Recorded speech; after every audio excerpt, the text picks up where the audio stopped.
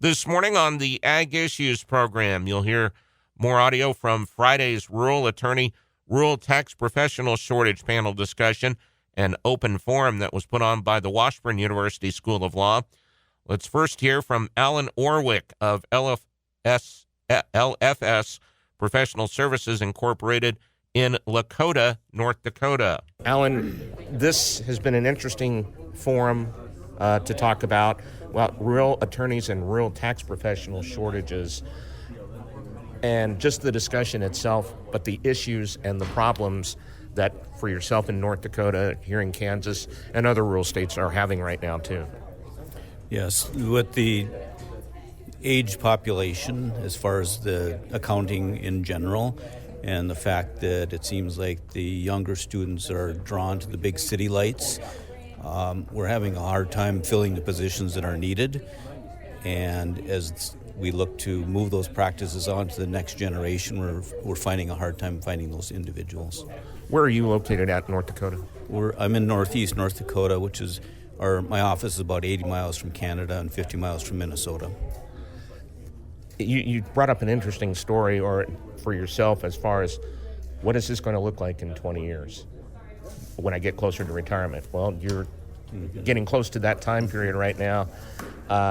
Did you go reach over your goal, but are you still worried about where this is going to go or how you can leave it as far as the practice is concerned? My main worry now is having enough staff to fill the need. We have had to quit taking new clients unless they're referrals or tied to a current client.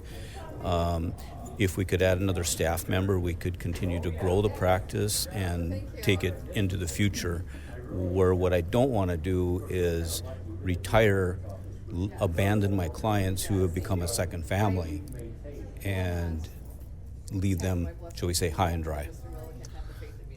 How many do you have on staff right now? There's 4 of us. But I don't even want to know how many you probably cover, not only in North Dakota, but I assume Minnesota and other areas too.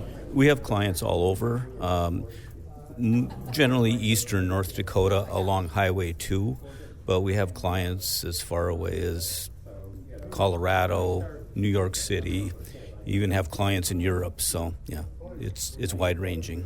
One of the things in this too is the ability to wear multiple hats. In other words, learning about not only ag law, taxes, and everything else, land values, land usage, and everything else that comes up for those in agriculture that are in need of experience and expertise like that.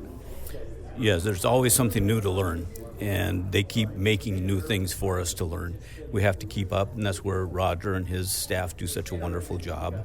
But it's a never-ending education.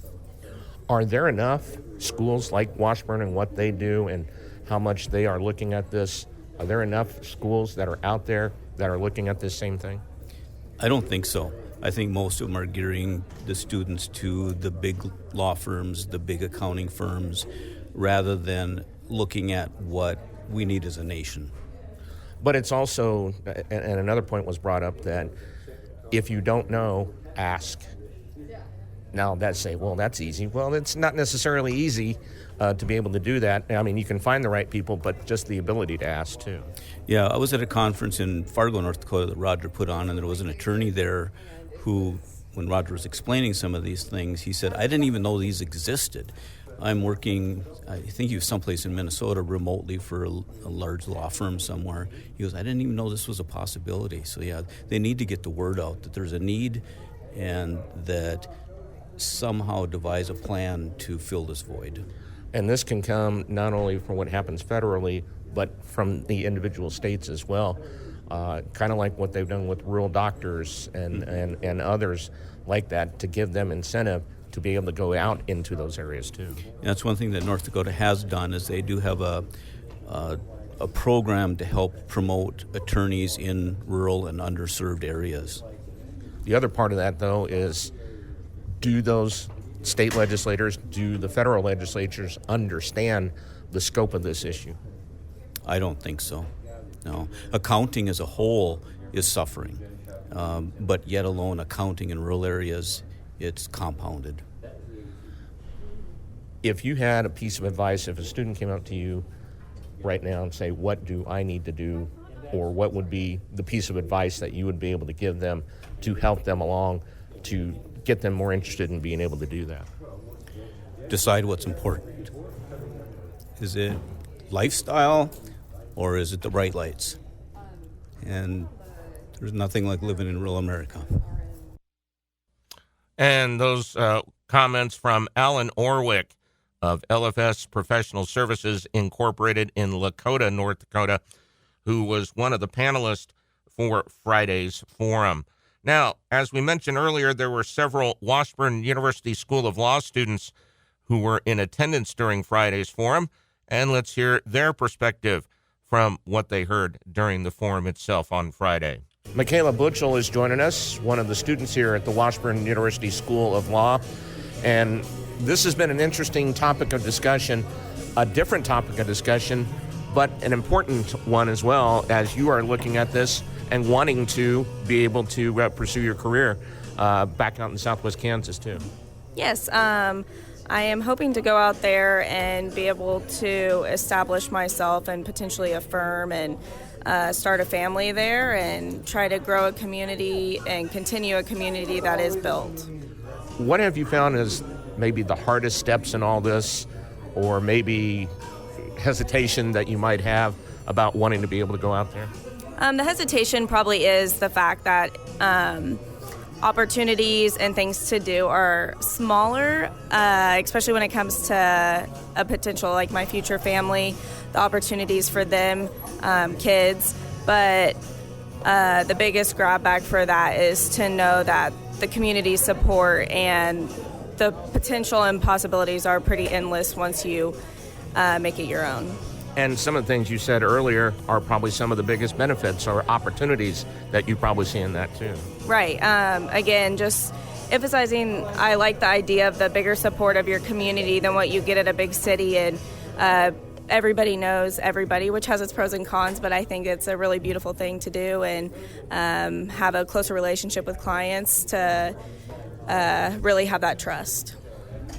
How important is it for, in this case, Washburn University, to have that situation and really look at it and to provide opportunities for those students such as yourself to get those types of opportunities? It's great. It really opens our eyes to the cliche of kind of going the big route, going to the bigger cities, and knowing that there's these opportunities and possibilities for us to go out there and make our own name for ourselves. Michaela, I appreciate it. Thank you very much. Thank you. And those were the comments of Michaela Butchell from Wichita.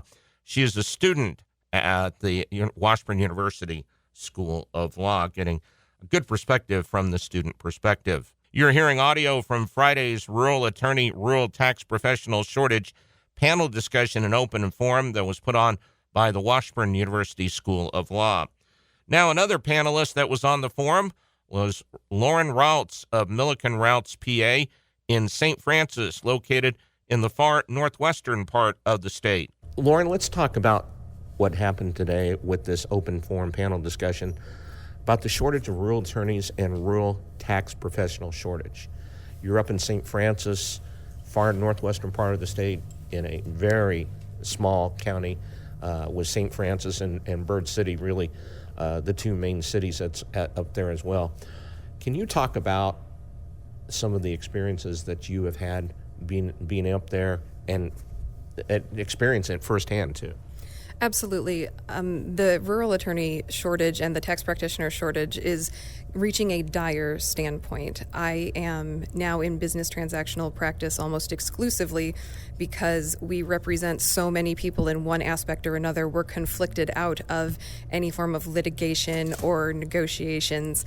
It is absolutely essential that people start coming out, and they don't just have to do ag law, they don't just have to do tax law. There's a need for family law attorneys, there's a need for criminal defense attorneys, there's a need for civil litigators. We obviously would love to have more ag and tax and estate planning attorneys, but there is a need for a broad spectrum of attorneys in rural communities. You had mentioned too where you were born, where you grew up. A little bit bigger than St. Francis. In Buffalo, you were born. Buffalo, New York, and in Fort Collins. That's where you grew up, too. Correct, yes. It was a big transition to go from the city to a rural life. It is a wonderful life if you are able to shift your mindset of thinking there's really not much to do in the communities. However, the community itself has always been a great source of pride and very welcoming and something you can get involved in. And you're able to shift your mindset. The cost of living is low. You can make as much as you need to if you want to come out, and you can work as much or as little as you want, and it can help students pay off their student loans faster. It can help them save for retirement faster. It allows you to travel because there's really not much else to spend your money on in these little communities, but it does afford you still a good life, though maybe not the one you have been accustomed to.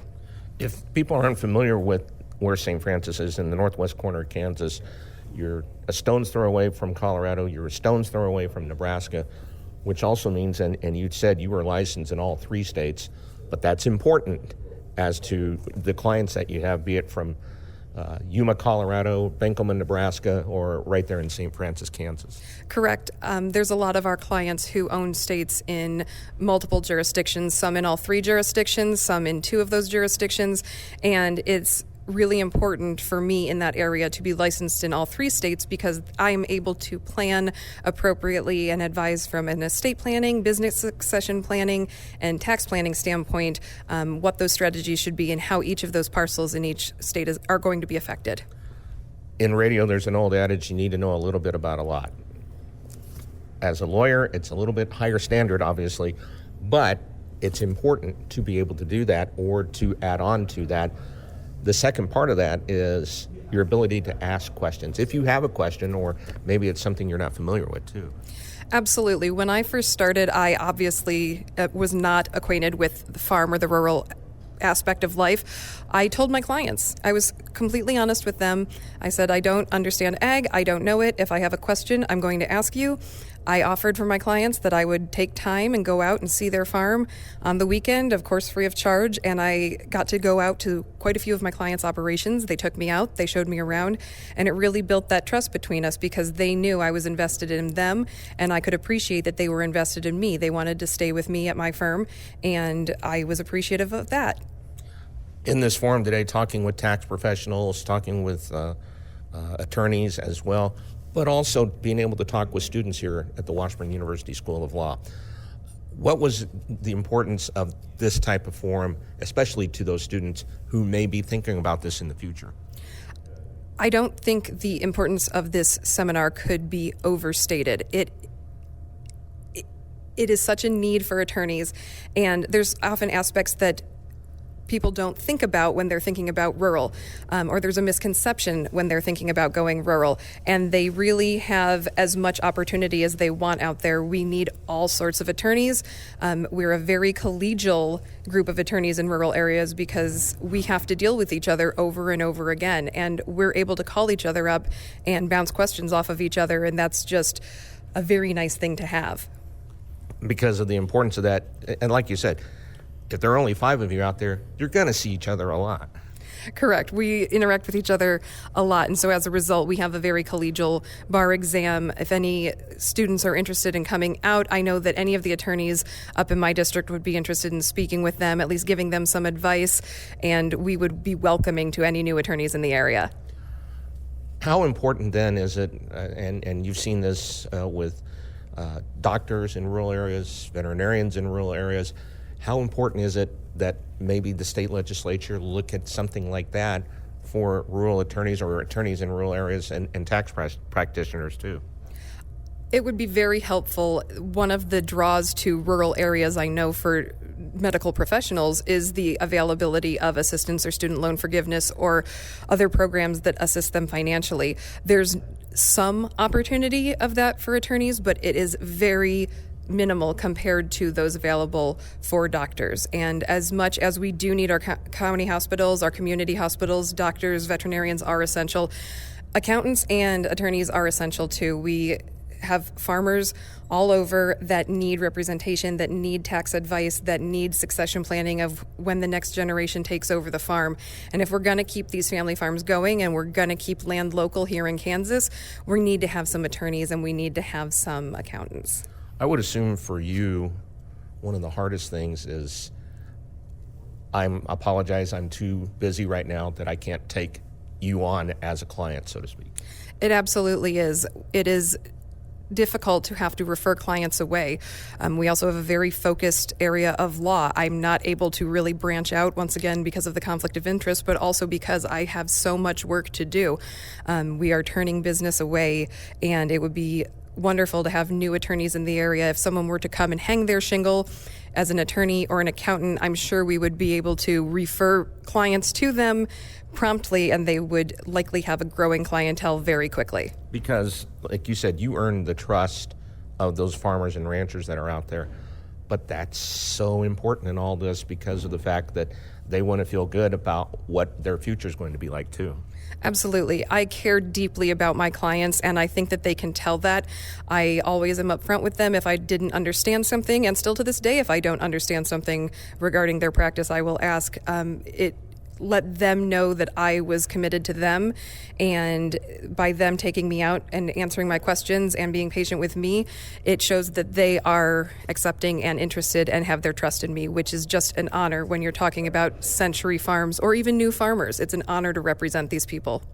And I want to end just by asking, and you had a chance to talk with some of the students today who were a part of this forum, but what's the best piece of advice that you could give a law student who might be interested in wanting to do something like this? The best piece of advice that I could give a law student who would be interested in going rural is to find what you are passionate about. For me, it was property law, and that's what stemmed the whole thing. I did not plan on being a rural practitioner, but if you find what you're passionate about and you really dive in, we are in such need of attorneys that there is a need for you. Whatever your specialty or your focus may be, or if you want to be a general practitioner, there's opportunities in the rural areas, and the attorneys and accountants here are just waiting to welcome you. All right. I appreciate it. Thank you very much. Thank you. That was Lauren Reyelts of Milliken Reyelts, PA, in St. Francis, located in the far northwestern part of the state. And you hear the terms Dyer and others as far as the numbers of attorneys, tax professionals that are needed in rural areas. You know that is a situation that they are not taking lightly. They do not take lightly, and they do realize they are in need of help, of bodies out in those rural areas. This has been Ag Issues here on 580 WIBW.